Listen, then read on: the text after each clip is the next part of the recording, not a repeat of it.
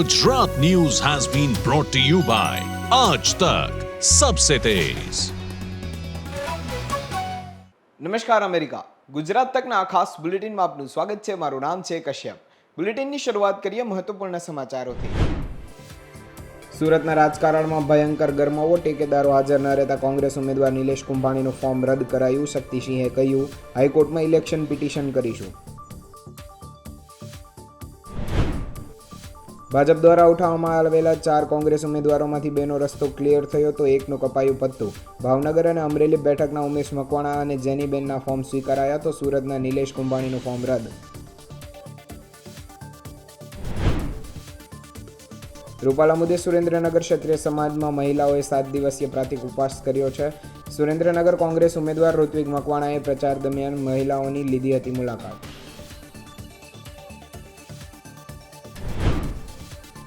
સાબરકાંઠામાં પરસોત્તમ રૂપાલાનો ઉગ્ર વિરોધ, ક્ષત્રિયો અને ભાજપ નેતાઓ વચ્ચે થઈ ઝપાઝપી।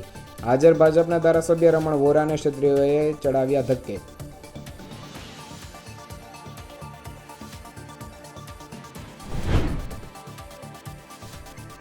આગામી દિવસોને લઈ રાજ્યમાં હવામાન વિભાગની આગાહી। 2 દિવસની ગરમીની આંશિક રાહત બાદ ફરી તાપમાનનો પારો 42 ડિગ્રીને પાર પહોંચે તેવી શક્યતા।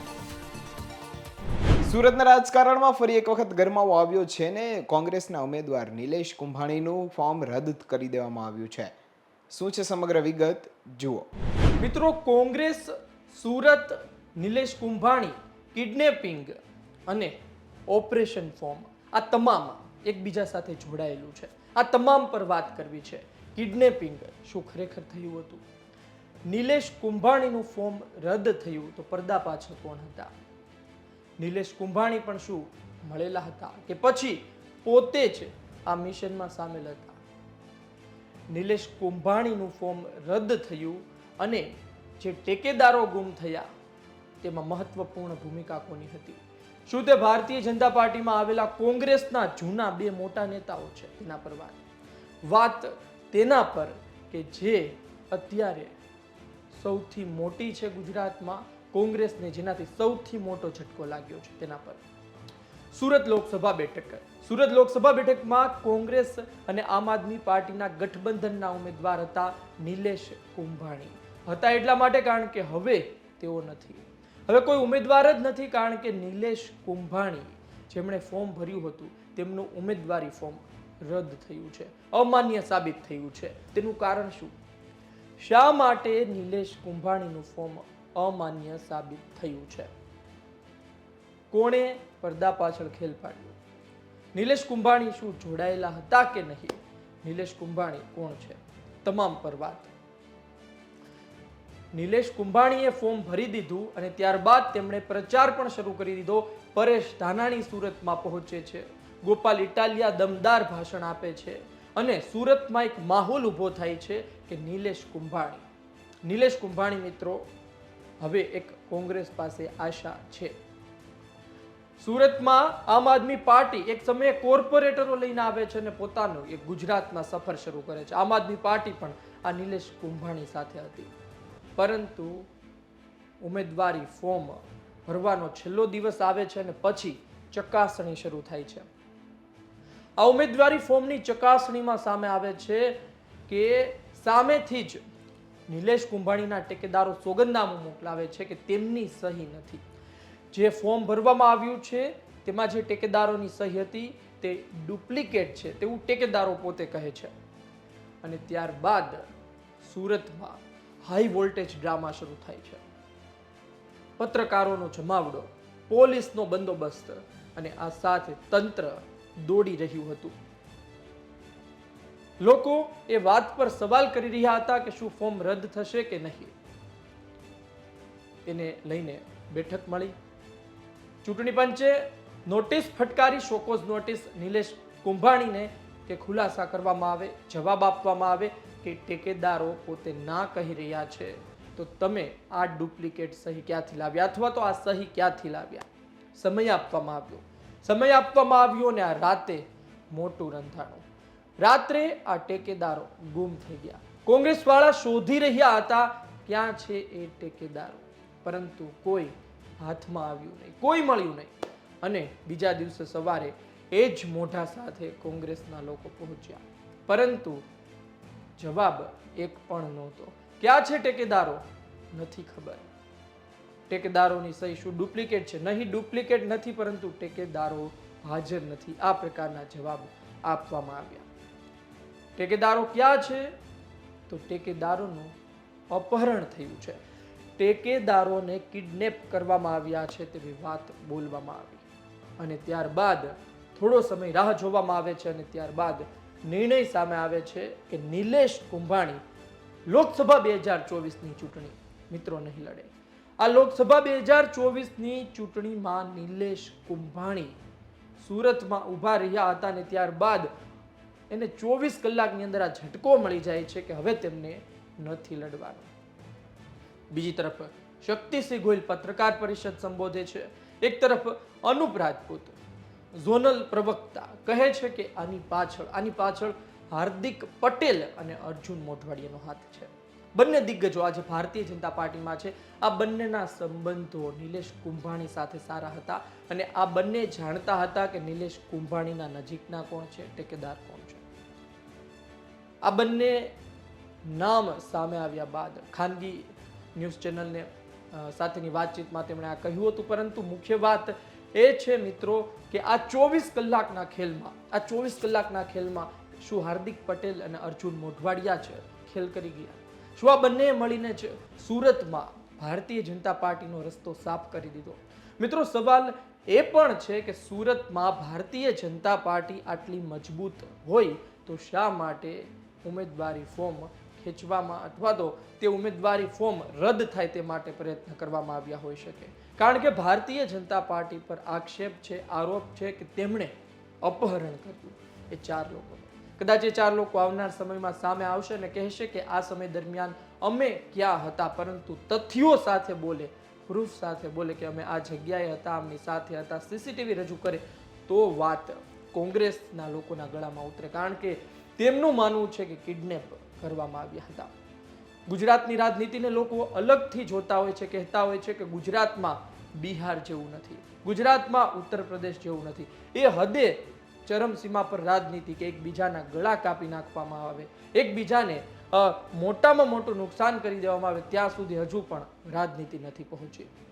એક વાત છે કે ખજૂરિયા અજુરિયા ચેપ્ટર આપણે જોયું શંકરસિંહ વાઘેલા વાળું, પરંતુ કિડનેપ કરવા વ્યક્તિને એ હદ સુધી પહોંચી નથી. પરંતુ આજે મિત્રો એ પણ ગુજરાતે જોઈ લીધું અને સુરતમાં જે કોંગ્રેસના લોકોનો આરોપ છે એ જો સાબિત થશે આવનાર સમયમાં તો ભારતીય જનતા પાર્ટીની મોટા પ્રમાણમાં ફજીતી થશે.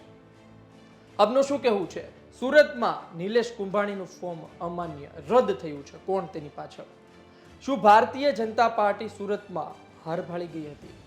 શું અર્જુન મોઢવાડિયા અને હાર્દિક પટેલ જ છે કે જેમણે ખેલ પાડ્યો? આ તમામ ચેપ્ટર હવે પૂરું થઈ ગયું છે. આ તમામ ચેપ્ટર પર પૂર્ણ વિરામ મુકાઈ ચૂક્યો છે. હવે નિલેશ કુંભાણી કોઈ પણ જાતના ધમપછાડા કરે તેને હવે ઉમેદવારી ન મળે. ઉમેદવારી ફોર્મની છેલ્લો દિવસ નીકળી ગયો છે, છેલ્લો દિવસ ઉમેદવારી ભરવાનો ચાલ્યો ગયો છે. હવે નિલેશ કુંભાણી પાસે કોઈ રસ્તો નથી. નિલેશ કુંભાણી પાસે દરેક જે રસ્તા હતા તે બંધ થઈ ચૂક્યા છે, દરેક દરવાજા બંધ છે. હવે નિલેશ કુંભાણી ફક્ત સુરતમાં બેઠા બેઠા ઇલેક્શન જોશે અને મત આપવા જશે. પરંતુ મત આપવા જશે ત્યારે મતદાન પેટીમાં ન તેનું નામ હશે, ન તેનો ફોટો હશે. ઠીક છે, ન તેનો સિમ્બોલ હશે કોંગ્રેસ. કારણ કે કોંગ્રેસનો સિમ્બોલ જે જોવા મળશે તેમાં અત્યારે તો નિલેશ કુંભાણી કપાઈ ચૂક્યા છે. ભાજપે કોંગ્રેસના 4 જેટલા ઉમેદવારોના ફોર્મ ઉપર પ્રશ્ન ઉઠાવ્યા હતા અને જેમાંથી ઉમેશ મકવાણા કે જે ગઠબંધનના ભાવનગરથી ઉમેદવાર છે તેમનું ફોર્મ હવે મંજૂર થઈ ગયું છે. શું છે સમગ્ર વિગત જુઓ. લોકસભા ચૂંટણીના પડઘમ વાગી રહ્યા છે. નેતાઓની તૈયારીઓ શરૂ થઈ ચૂકી છે. ગુજરાતમાં 7મી મેના રોજ ત્રીજા તબક્કામાં મતદાન થશે અને આ મતદાન પહેલા અત્યારે જે માહોલ સર્જાયો છે ગુજરાતમાં તે છે ઓપરેશન ફોર્મ. જી હા, ફોર્મ ઉમેદવારી પત્ર જે છે તેને લઈને કેટલાક નેતાઓ પર તલવાર લટકી રહી છે, કારણ કે રદ થાય ફોર્મ તે પ્રકારની શક્યતાઓ ઊભી થઈ હતી અને આ બધાની વચ્ચે કોંગ્રેસ અને આમ આદમી પાર્ટીના નેતાઓ છે ત્યાં સાણસામાં આવ્યા હોય તે પ્રકારની વાત હતી. જો કે આ બધાની વચ્ચે ભાવનગર લોકસભા બેઠક છે ત્યાં ચિત્ર છે તે સ્પષ્ટ થઈ ચૂક્યું છે. ઓપરેશન ફોર્મની વચ્ચે ભાવનગર બેઠકથી ઇન્ડિયા ગઠબંધનના ઉમેદવાર એવા ઉમેશ મકવાણા છે, તેમનું ફોર્મ છે તે મંજૂર થઈ ગયું છે. ઉમેશ મકવાણા કે જે આમ આદમી પાર્ટી તરફથી ચૂંટણી લડી રહ્યા છે ઇન્ડિયા ગઠબંધન અંતર્ગત, અને તેમનું ફોર્મ છે તે આખરે મંજૂર કરવામાં આવ્યું છે. કલાક એક જેટલી સુનાવણી ચાલી હતી કલેક્ટર કચેરી ખાતે, અને આ કચેરી ખાતે જે સુનાવણી થઈ તેના કલાક એકની સુનાવણી બાદ આખરે ઉમેશ મકવાણા છે તેમનું ફોર્મ છે તે મંજૂર કરાયું છે. આપને જણાવી દઈએ કે ઉમેશ મકવાણા છે તેમના ફોર્મમાં વિસંગતતાના કારણે આ ફોર્મ છે તે રદ થવાની શક્યતાઓ ઊભી થઈ હતી. ભારતીય જનતા પાર્ટી દ્વારા વાંધો ઉઠાવવામાં આવ્યો હતો, કેમ કે ફોર્મમાં વિસંગતતા છે તે પ્રકારની વાત કરવામાં આવી હતી, અને આખરે કલાક એકની સુનાવણી ચાલી કલેક્ટર કચેરી ખાતે, અને આ સુનાવણી બાદ આખરે જે ઉમેશ મકવાણા છે તેમનું ફોર્મ છે તે મંજૂર થયું છે. ફોર્મ મંજૂર થતાં જ આમ આદમી પાર્ટીના કાર્યકર્તાઓ છે તેમણે કલેક્ટર કચેરી ખાતે ઢોલ નગારા વગાડી અને આ નિર્ણય છે તેને આવકાર્યો હતો. કલેક્ટર ખાતે મારા ફોર્મમાં જે નિમુબેન બાંભણિયાના પ્રતિનિધિ દ્વારા ઉત્પલ દવે દ્વારા જે લેખિત વાંધો ઉપાડવામાં આવ્યો હતો, તેમાં આજે મેં મારી લીગલ ટીમ સાથે એ વાંધાનો જવાબ રજૂ કરવામાં આવ્યો હતો માનનીય ચૂંટણી અધિકારી ઓબ્ઝર્વર પાસે, અને મારા વકીલશ્રી દ્વારા એનો દલીલ પણ કરવામાં આવી હતી, અને હિતેશભાઈએ ખૂબ સારી દલીલ કરી, અમારા કોંગ્રેસના શહેર અધ્યક્ષ છે, અને એ દલીલના આધારે આજે માનનીય ચૂંટણી અધિકારી માનનીય કલેક્ટર ઓબ્ઝર્વર સાહેબે આજે મારું જે ફોર્મ રદ કરવાના જે વાંધા આપવામાં આવ્યા હતા ભારતીય જનતા પાર્ટીના ઉમેદવાર નિમુબેન બાંભણિયા દ્વારા, તે વાંધા માન્ય રાખવામાં આવ્યા નથી, અને આજે મારું જે ફોર્મ જે છે એ સ્વીકારવામાં આવ્યું છે વિધિવત. એ બદલ હું વહીવટી જિલ્લા તંત્રનો આભાર માનું છું. સાથોસાથ મારા કોંગ્રેસના સાથી તમામ કાર્યકર્તાનો આભાર માનું છું. સાથોસાથ આમ આદમી પાર્ટીના કાર્યકર્તાનો આભાર માનું છું. અને આ જીત જે છે એ મારી ભાવનગરની જનતાની થઈ છે, મારી બોટાદની જનતાની જીત થઈ છે. કુલ 6 વાંધાઓ રજૂ કરવામાં આવેલા. 4 વાંધા ભારતીય જનતા પક્ષના ઉમેદવારે કુલ 4 વાંધા લેખિતમાં લીધેલા અને 2 વાંધાઓ મૌખિક રીતે આપેલા. મુખ્યત્વે વાંધા એવા હતા કે ઉમેશભાઈએ 2018-19માં જે રિટર્ન ભરેલું અને એ રિટર્નના આધારે લોકસભામાં જે ફોર્મ ભર્યું એ ફોર્મમાં તેમની આવક દર્શાવી હતી, એ કરતાં અલગ આવક હતી, જે બાબતે ખુલાસો કરવામાં આવ્યો કે લોકસભામાં જે આવક હતી અને અહીંયા રજૂ કરેલી આવક બંને એક જ છે. માત્ર એનું ઇન્ટરપ્રિટેશન ભારતીય જનતા પક્ષ ગલત રીતે કરતું હતું, અને નેટ આવક અને ગ્રોસ ઇન્કમ એ બેને અલગ અલગ કરી અને અહીંયા અધિકારીશ્રીને ગેરમાર્ગે દોરવા જઈ રહ્યા હતા.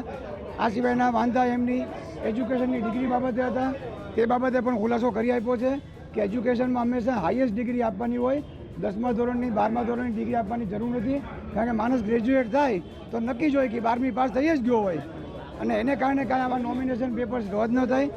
સવાલ હતો કે જે વાંધાઓ લીધેલા એ ફોર્મ સાથે જે સોગંદનામું આપેલું એ સોગંદનામાની વિગતોને મિસઇન્ટરપ્રિટ કરી અને વાંધા લીધેલા, જ્યારે કે કાયદા મુજબ ફોર્મમાં જ વાંધા હોય તો જ એનો રદ થઈ શકે. અને નામદાર કલેક્ટર સાહેબે, મહેરબાન કલેક્ટર સાહેબે મુખ્ય ચૂંટણી અધિકારીશ્રીએ જે ગાઈડલાઈન આપી છે તે ગાઈડલાઈન મુજબ અત્યારે મૌખિક રીતે ફોર્મ મંજૂર કરી આપ્યું છે અને લેખિત ઓર્ડર બપોરે કલાકમાં આપી દેશે. આપને જણાવી દઈએ કે આ જ્યારે સુનાવણી શરૂ થઈ હતી, સુનાવણી પહેલા પોલીસ અને આમ આદમી પાર્ટીના કાર્યકર્તાઓ છે તેમના વચ્ચે એક શાબ્દિક ઘર્ષણ પણ જોવા મળ્યું હતું. જો કે આખરે ઉમેશ મકવાણાનું ફોર્મ છે તે મંજૂર થયું હતું, અને આ હવે ચૂંટણી છે તે સ્પષ્ટ રીતે ચિત્ર સ્પષ્ટ થઈ ચૂક્યું છે. ભાવનગર બેઠકથી ઉમેશ મકવાણા છે તેનું ફોર્મ મંજૂર થતાં ખરાખરીનો જંગ જોવા મળશે. આપણે જણાવી દઈએ કે ગુજરાતમાં 3જા તબક્કામાં 7મી મેના રોજ છે તે મતદાન થશે, અને 4 જૂનના રોજ તેનું પરિણામ આવશે. સમગ્ર મુદ્દાને લઈને આપનું શું માનવું છે અમને કોમેન્ટ બોક્સમાં જણાવો. સાથે જ આ વિડીયોને લાઇક, શેર અને અમારી ચેનલને સબસ્ક્રાઇબ કરવાનું ભૂલશો નહીં. ફરી મળીશું નવા વિડીયો સાથે. નમસ્કાર. અમરેલી બેઠક પરથી કોંગ્રેસના ઉમેદવાર જેનીબેન ઠુમ્મરનું પણ ફોર્મ અટવાયું હતું, હવે તે ક્લિયર થઈ ગયું છે. શું છે સમગ્ર વિગત, આવો જાણીએ. જેનીબેન ઠુમ્મરના અમરેલી સંસદીય મત વિસ્તારમાં ઇન્ડિયન નેશનલ કોંગ્રેસના કેન્ડિડેટ તરીકે જે ફોર્મ ભરવામાં આવેલું હતું તે ફોર્મની સામે ભારતીય જનતા પાર્ટીના ઉમેદવારો અને ટેકેદારોએ એવો વાંધો લીધેલો હતો કે આ ઉમેદવારી ફોર્મ રદ થવું જોઈએ, કારણ કે એફિડેવિટ જે જેનીબેને રજૂ કરેલી છે એ ખામીયુક્ત છે અને ખામીયુક્ત એફિડેવિટના કારણે એમનું ફોર્મ રદ થવું જોઈએ. જેમાં ગઈકાલે ચકાસણી દરમિયાન એમણે જે લેખિત વાંધાઓ રજૂ કરેલા હતા એ વાંધાઓને અસહમતિ બતાવવા અને રિબટલ માટે જેનીબેન ઠુમ્મર વતી એક એપ્લિકેશન સમય માગવાની કરવામાં આવેલી, જેના અનુસંધાને ચૂંટણી અધિકારીશ્રીએ અમોને રિબટલનો ચાન્સ આપી અને વાંધાઓની સુનાવણી આજ રોજ રાખેલ હતી. આજે વિસ્તૃત રીતે વાંધાઓ સાંભળવામાં આવેલા છે અને ત્યારબાદ સંપૂર્ણ છણાવટ કરી અને રિટર્નિંગ અધિકારીશ્રીએ પોતાના કારણો સાથે જેનીબેન ઠુમ્મરનું અમરેલી સંસદીય મત વિસ્તાર માટેનું ઇન્ડિયન નેશનલ કોંગ્રેસના અધિકૃત ઉમેદવાર તરીકેનું ઉમેદવારી પત્ર માન્ય રાખેલ છે. લગભગ 24 કલાકથી જે રીતે આખું ફોર્મ રદ થવાનો મામલો હતો, માંડ સુલઝ્યો છે, શું આપની વાત હતી? વાત કરો ને. લોકશાહીનો વિજય થયો છે, બંધારણનો વિજય થયો છે. મારે અભિનંદન આપવા છે કે બોર્ડ નિર્ણય અધિકારીઓ જે લીધો છે સાચો નિર્ણય લીધો છે. જેનીબેનનું ફોર્મ રદ કરવા માટે હાર ભાડેલી ભારતીય જનતા પાર્ટી સતત મહેનત કરતી હતી. આચારસંહિતાની ફરિયાદો દાખલ કરી, 1 કલાકનો સમય આપીને ખુલાસો રજૂ કરવા માટે અમને કહેવામાં આવ્યો. એના ફોર્મ સામે મારે વાંધો લેવો નહોતો. મેં અત્યાર સુધી કોઈના ફોર્મ સાથે, અમારી 13મી મોટી ચૂંટણી છે, કોઈની સામે મેં ક્યારેય વાંધો લીધો નથી. અમારી સામે વાંધો લેવા માટે એણે જે પ્રયાસો કર્યા, હું એમનો પત્ર મેં આજે કલેક્ટર પાસે રેકોર્ડ કરાવ્યો છે. રેકોર્ડ થતા નહોતા છતાં રેકોર્ડ કરાવ્યો છે. ભાજપના ઉમેદવાર ભરતભાઈ મનુભાઈ સુત્રિયા નામદાર સુપ્રીમ કોર્ટ અને ચૂંટણી પંચની ગાઈડલાઈન મુજબ અરજીમાં જણાવેલ જાહેર જનતાને ધ્યાન ઉપર મૂકવા અરજ કરું છું એમ કરીને મેં લખ્યું છે. 8/8/2019ના રોજ સરફેસ એક્ટ 7,06,46,000 વસૂલ મેળવવા માટેની એમની ઉપર બરોડા બેંકે એક કાર્યવાહી કરી. એમની જપ્તી થઈ, એની મિલકતની જપ્તી થઈ. એ મિલકતની જપ્તી કરવાને બદલે એમને 4 કરોડમાં સેટલમેન્ટ કર્યું. અમરેલી જિલ્લાની જનતાના 3 કરોડ ડૂબાવ્યા, છતાં પણ એની સામે વિરોધ ન. જેનીબેન સામે સુલક વિરોધ. કેવો વિરોધ? કે જેનીબેનનો રોયલ કોમ્પ્લેક્સમાં ઓફિસ દર્શાવી નથી એની હોવા છતાં. જેનીબેનની રોયલ કોમ્પ્લેક્સની ઓફિસ વિરજી ઠુમ્મર જ્યારે 22માં ચૂંટણી લડતો હતો ત્યારે મને મદદ કરવા ખાતર એમણે એની ઓફિસ વેચી અને મને ચૂંટણી જીતાવી. એ એમને દસ્તાવેજ રજૂ કર્યો. તો નાના મોટા બીજા કારણો રજૂ કર્યા કે જેનીબેનના સસરાએ જે ધિરાણ ટૂંકી મુદતનું લીધું છે એમાં સંજયનું નામ હોવા છતાં એને છુપાયું છે. જેનીબેનના સસરા મારા વેવાય કોઈ ધિરાણ ટૂંકી મુદત નહીં લે. મારી તો દીકરી એક જ છે, પણ હું પોતે ધિરાણ લઉં તો મારા દીકરાની પત્નીને ખબર હોઈ શકે ખરી. હું પ્રેસ મીડિયાની સ્થિતિ પૂછવા માંગુ છું. એ મેં છુપાયું નથી, છતાં પણ અમે પત્રથી કર્યું. એમણે તો આવડી મોટી રકમ છુપાવી. ત્યારે જેનીબેનના સસરાએ જે ધિરાણ લીધું છે એમાં છુપાયું નથી, એને પત્રમાં પણ રજૂ કર્યું. તો કે તમે ડેસ્ક માર્યો. આ દેશના મુખ્યમંત્રી, આ દેશના વડાપ્રધાન મુખ્યમંત્રી પોતે જ્યારે ચૂંટણી લડતા ત્યારે એમે પરણેલા છે કે અપરિણિત છે ત્યાં કાયમી ડેસ્ક આવ્યા છે. અમારા ડેસ્ક સામે ભારતીય જનતા પાર્ટીને વાંધો દેખાય. ડેસ્ક એટલે કશું નહીં તો કેમ લાગુ પડતું લખ્યું નથી? એવા કારણોસર વિરોધ કરીને હાઈકોર્ટના વકીલોને લાવવામાં આવે, સતત તંત્રને પ્રેશર આપવામાં આવે અને છતાં પણ તંત્રએ જે રીતે નિર્ણય લીધો છે અભિનંદનને પાત્ર છે. લોકશાહીનો વિજય થયો છે. આ દેશનું બંધારણ બાંધનારા બાબા સાહેબ આંબેડકરના વિચારોનો વિજય થયો છે. સરદાર વલ્લભભાઈ પટેલ અને ગાંધીજી આ દેશની લોકશાહી આપી તેનો વિજય થયો છે. જીવરાજ મહેતાની આ ભૂમિ પ્રથમ ભૂમિના મુખ્યમંત્રી બન્યા છે, એમના સપનાનો વિજય થયો છે. સંતોને મહંતોની ભૂમિ એટલે આપણું અમરેલી છે, એ સંતોને મહંતોની ભૂમિનો આજે વિજય થયો છે. જેનીબેન સતત મવા મુકામે કાલથી પ્રવાસ કરી રહ્યા છે. એની ઉપર એટલું બધું પ્રેશર સતત કે પપ્પા શું થશે, પોતે ભાષણ ન કરી શકે, પ્રેશરમાં રાખવામાં આવે. એમને 1 કલાકની મુદત આપીને એમની ઉપર આચારસંહિતાના ગુનાઓ દાખલ કરવામાં આવે. કાલે 10 વાગે કલસાર મુકામે સરપંચના ઘરે સભા ચાલતી હતી તો પણ કલેક્ટરશ્રી ઓફિસમાંથી મને ફોન કરવામાં આવ્યો, વિરજીભાઈ મંજૂરી વગરની જેનીબેન સભા ચલાવી રહ્યા છે, બરાબર નથી. મારા આચારસંહિતાની પાછી ફરિયાદ દાખલ. કોઈના ઘરે અમે રજૂઆત કરી. અત્યારે હું તમારી સામે રજૂઆત કરું છું. કોંગ્રેસનો પંજો પહેર્યો છે. આ કોઈ આચારસંહિતાનો ભંગ હું કરતો નથી. છતાં પણ આવા નાના નાના ક્ષુલક કારણોસર જે રીતે દબાવ માટેનો હિટલરશાહી જે પ્રયાસ થયો છે તેની સામે એક જોમ આપવા માટેનો આ વિજય છે. અમરેલીની જનતાનો વિજય છે, અમરેલીના લોકોનો વિજય છે.